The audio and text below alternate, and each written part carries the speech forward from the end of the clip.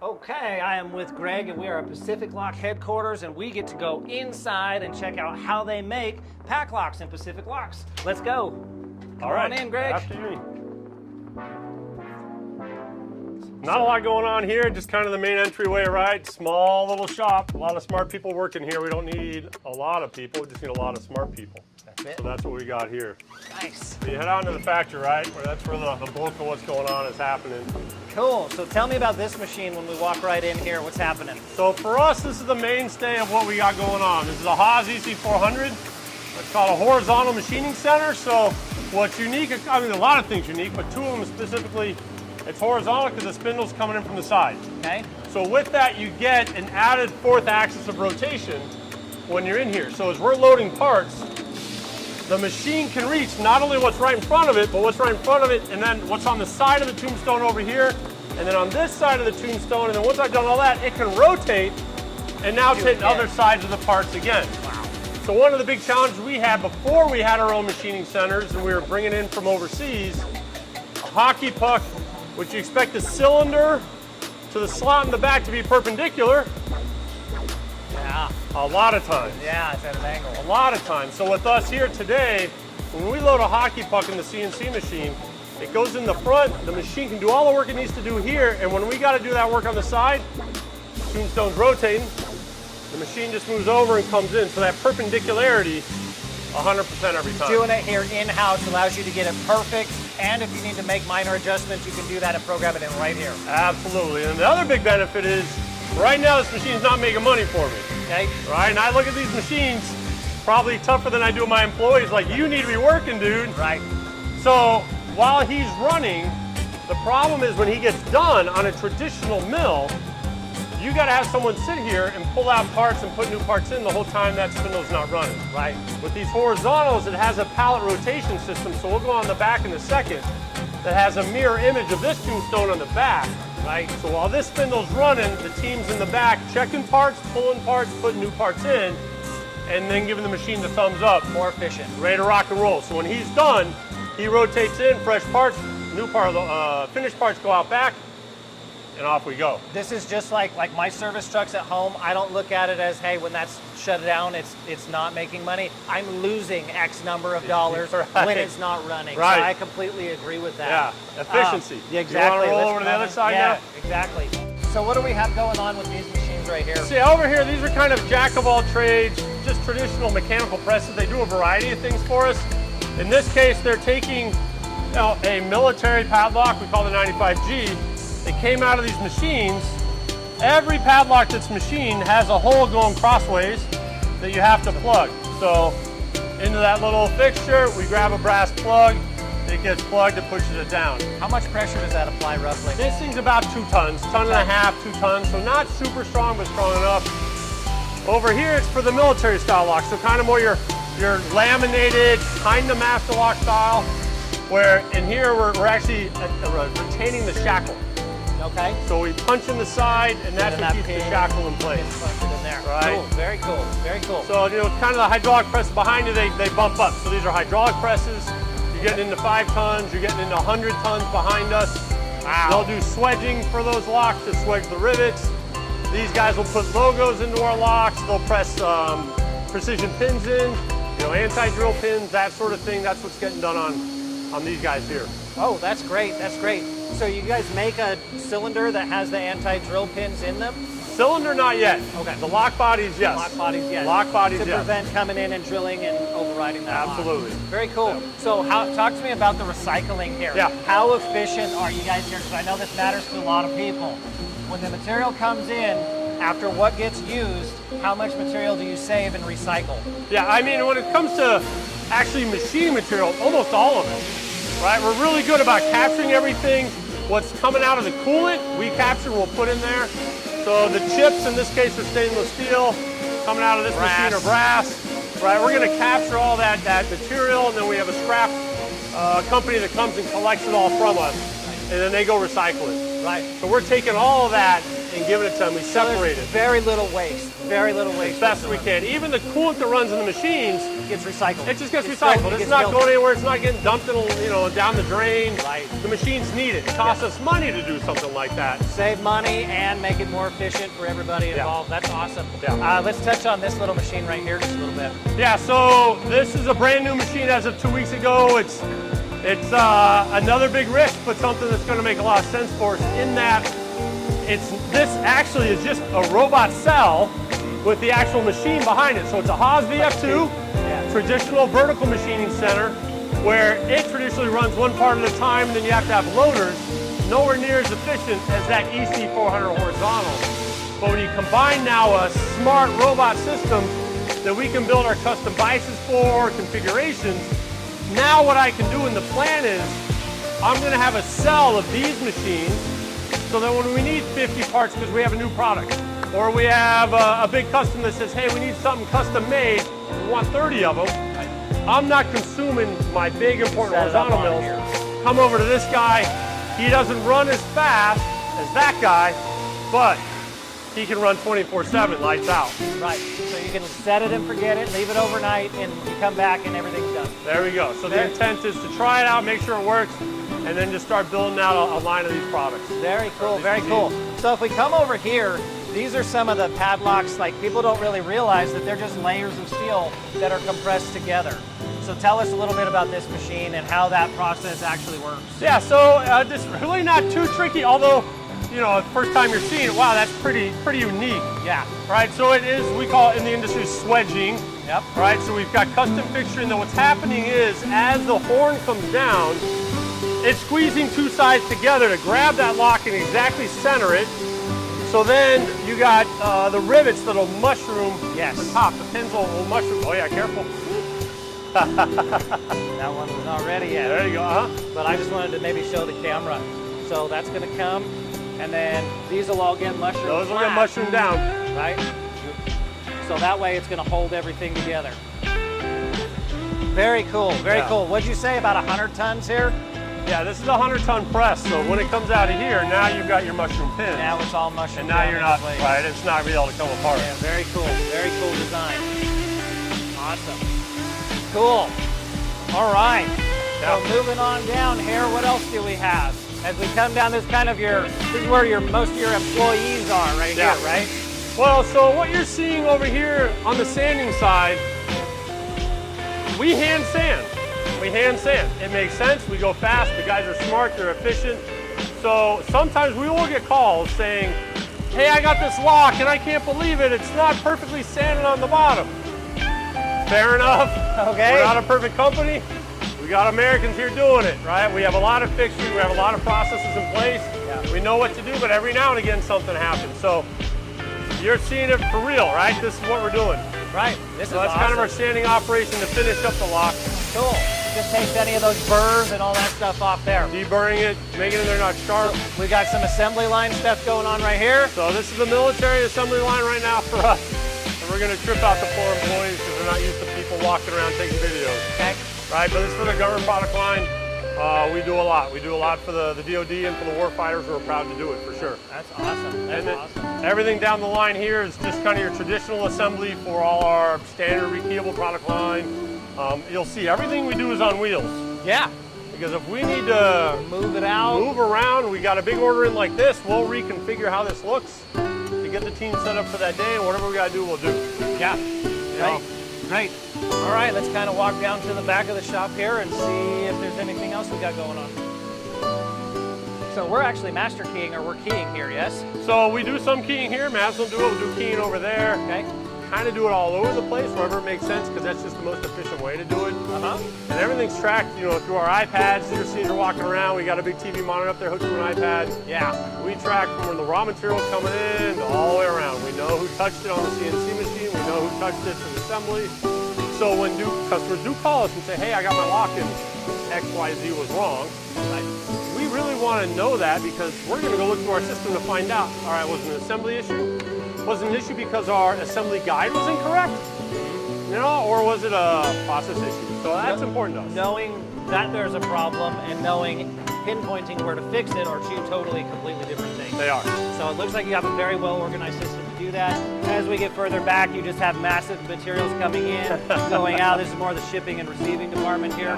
But I mean, as you can tell with the process that we've done so far, extremely organized, very well thought out, American employees. I mean, this is what Potential is built on right here, just small businesses like this. I'm very impressed. Appreciate it, Thank Wayne. you so much. Thank I you. appreciate you. Thank you. Have a great day. All right, I'm Wayne here with Tri-County Locksmith Service. Today I'm with Greg from Pacific Lock Company. Man, if I could describe you and this facility, this skateboard right here kind of sums it up. It has PACLOCks or PACLOCks for wheels. The entire thing is made out of locks. You've got locks for trucks. You've got locks for wheels. You can lock the wheels. You can unlock the wheels.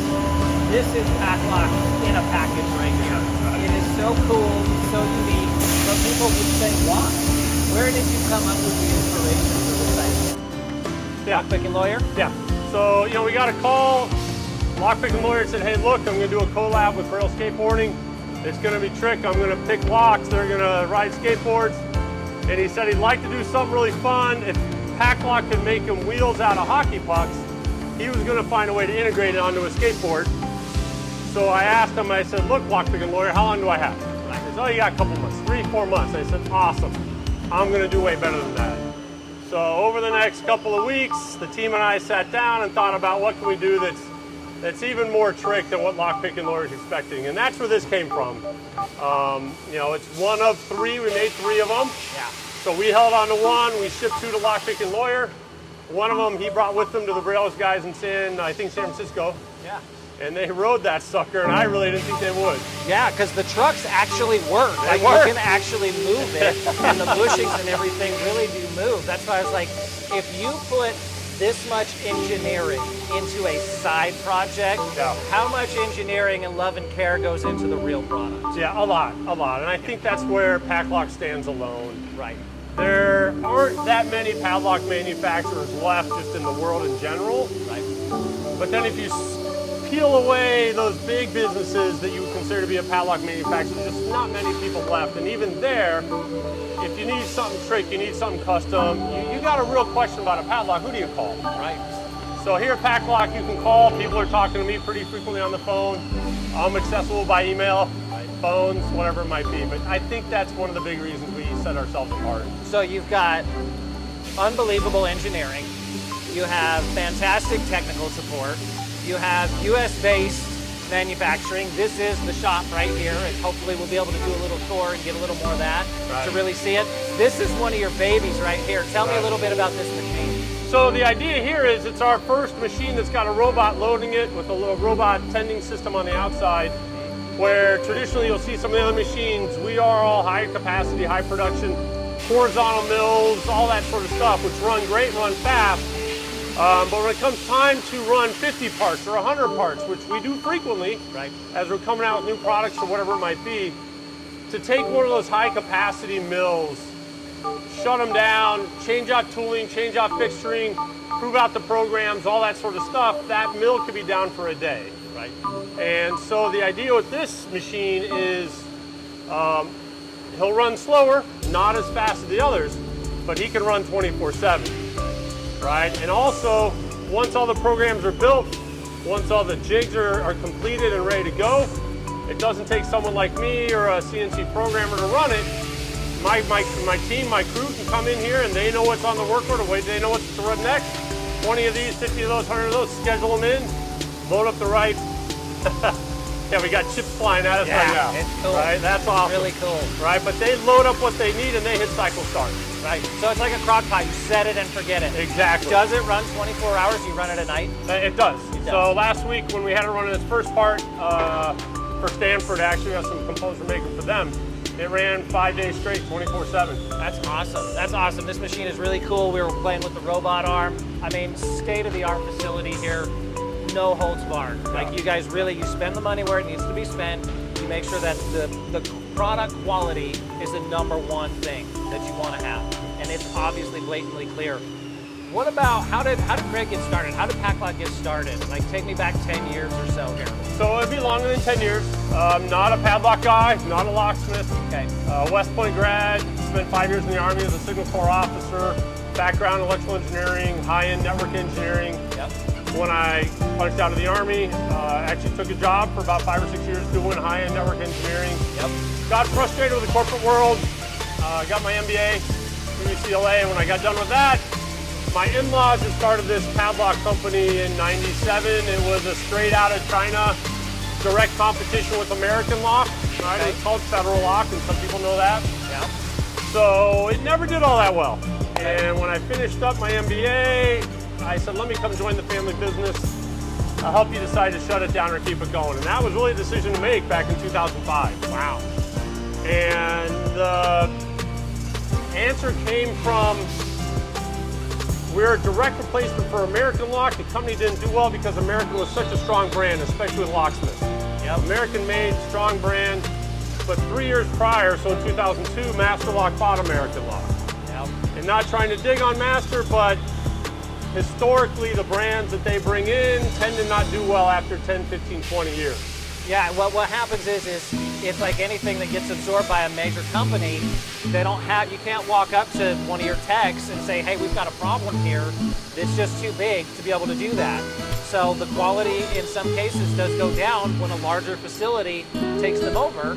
So in-house small businesses like this, you manage to say, hey, we can do it, and we can do it on a smaller scale, but we can scale too. Right. And we can do it in America. So with your service background, you wanted to keep it local, you wanted to keep it here in the United States, then what happened? Yeah. So 2009, we bought our first CNC machine. So prior to that, we were bringing in components from overseas. And assembling here, but we had walls full of, these parts are good, these parts are definitely not good, and these parts, we're not sure. We got to spend time to try and fix them. And it was a nightmare. So we brought our first CNC machine in, started making those bodies, and the first 1,000 parts we produced, being brand new at it, we maybe had 4 parts with problems. Okay. So that was kind of an epiphany for us as a company to say, look, we can do this here. Better quality. And then just the spin-off was, now if we want to make a brand new design for a Pelican case, let's say, I don't need to make 5,000 out of China and try it out. Right. I can make 50 here. Right. And spend maybe $1,000, some programming time, get it out there with marketing, get it into the hands of customers and see what they think. And if it sells great, awesome, start running. If it doesn't, $1,000. Test marketing, you're testing the market. Yep, I know that.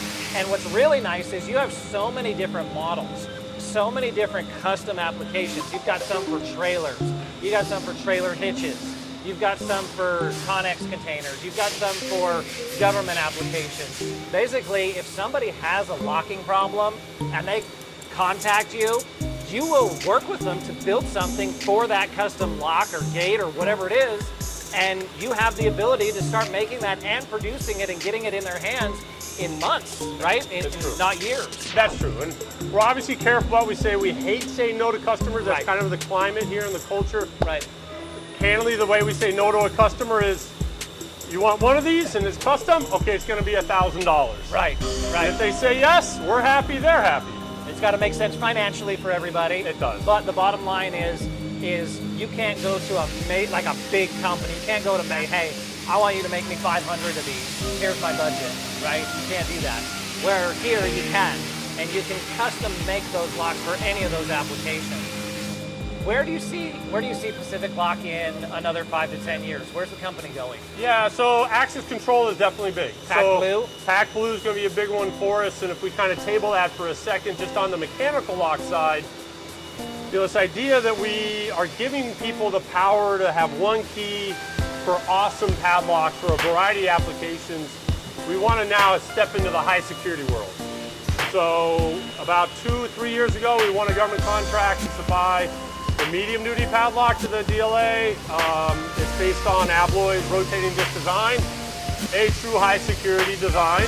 Right. So we now make that cylinder here in this facility. The plug, the housing, the discs are made here in the States. We don't make them ourselves. We have a vendor in the States that make us the discs and the spacers. So the idea is we want to take that technology and make it more available to the masses. Okay.